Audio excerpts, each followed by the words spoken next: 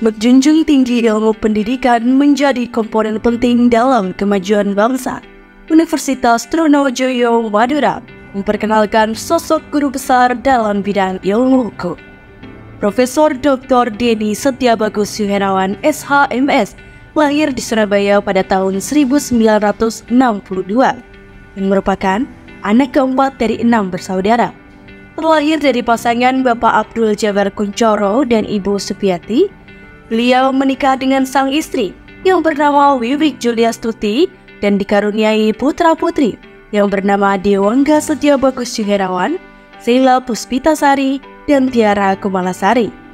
Mengawali pendidikannya di Taman Kanak-kanak Taman Putra, SD Praja Mukti, SMP Negeri 4 Surabaya, SMA Negeri 6 Surabaya, dan melanjutkan pendidikan ke jenjang perguruan tinggi di Universitas Airlangga pada tahun 1982 untuk strata 1, tahun 1990 untuk strata 2, dan tahun 2008 untuk strata 3.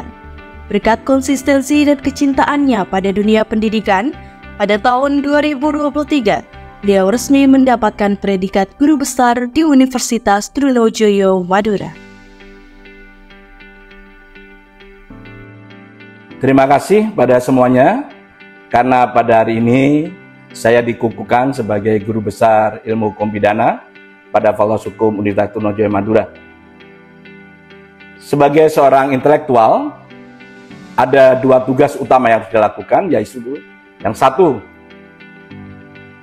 berpikir, yang kedua, mengabdi pada masyarakat. Nah, pada ranah pengabdian pada masyarakat, saya akan menyampaikan beberapa hal penting. Pertama, kami turut serta di dalam penegrian Universitas Bangkalan Madura menjadi Universitas Trunojoyo, dan di situ kami anak-anak muda Unibang saat itu betul-betul kemerengseng ya untuk bersemangat kita bisa negeri.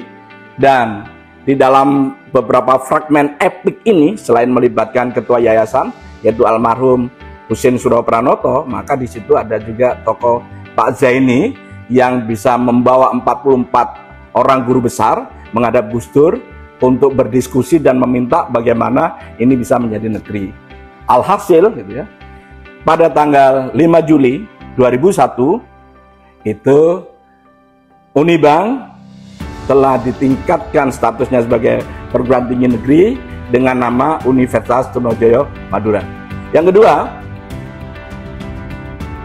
ada keinginan dari tokoh masyarakat termasuk Pak Zainin yang selalu mengulik-ngulik kita itu untuk menyatakan bahwa tidak beres ini dengan tol Madura, sehingga kita melakukan kajian, baik kajian ekonomi maupun kajian yuridis. Kajian ekonomi itu ada Dr. Slamet Subari dan kajian yuridisnya saya dengan Pak Fausin, sehingga kita berkesimpulan bahwa keberadaan tol Madura itu betul-betul melanggar hak konstitusional masyarakat, sehingga di situ kita bersurat kepada kementerian sampai ke presiden, sehingga alhamdulillah gitu ya, alhamdulillah dikabulkan permohonan itu, diawali dengan penghapusan tol Suramadu untuk sepeda motor.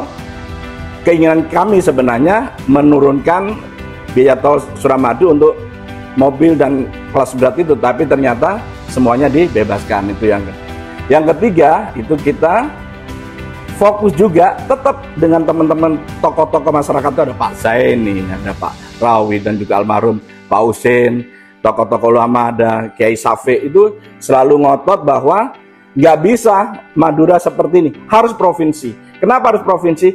Karena dengan provinsi, insya Allah kesejahteraan akan menjadi meningkat. Nah, disitulah kita berdiskusi. Hitung-hitungan secara ekonomi dari kajiannya Pak Asis dan kawan-kawan, Pak Asis Jafar itu mengatakan bahwa provinsi Madura itu patut. Tetapi kalau Madura itu menjadi provinsi, maka Jawa Timur menjadi makin patut lagi, karena daerah tertinggal 4 kabupaten ini lepas dari Jawa Timur.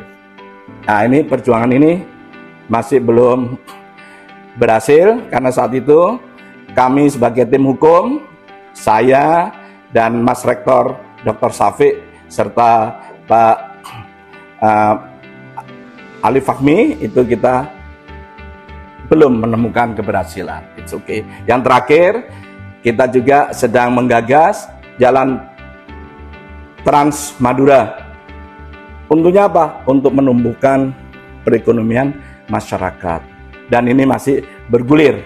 Mudah-mudahan dalam waktu yang tidak terlalu lama, apakah itu provinsi dan bisa saja dia menjadi paket dari tol Trans Madura itu bisa kita nikmati dan kita persembahkan kepada Madura dan Indonesia dari kita-kita yang dari UTM dan di backup oleh para ulama dan tokoh-tokoh masyarakat.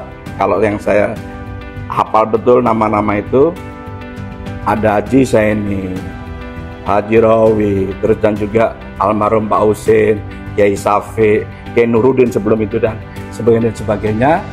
Mudah-mudahan ikhtiar ini pada saatnya menemukan hasil. Saya pikir itu, terima kasih. Menjadi sosok yang berdedikasi dalam dunia akademisi merupakan sebuah tantangan yang besar untuk mewujudkan ilmu yang bermanfaat. Profesor Dr. Denny Setiabagus Yuherawan SHMS merupakan sosok yang teguh dalam mencapai cita-citanya. Dengan waktu yang dipergunakan dengan baik, sampai saat ini beliau telah banyak menghasilkan berbagai jurnal dan buku yang tentu saja mampu memberikan manfaat bagi pembacanya.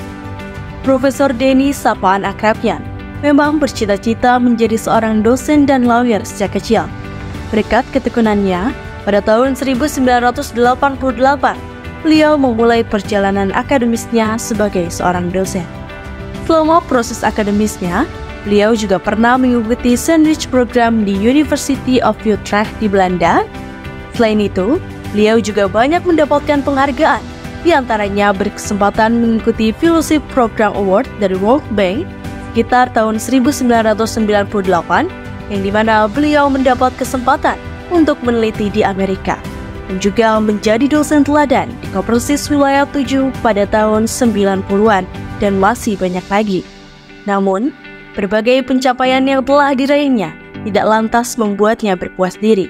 Baginya, dengan predikat yang saat ini ia emban, merupakan sebuah tantangan besar bagaimana ia mengabdikan diri dan menjadi manfaat bagi kemajuan pendidikan.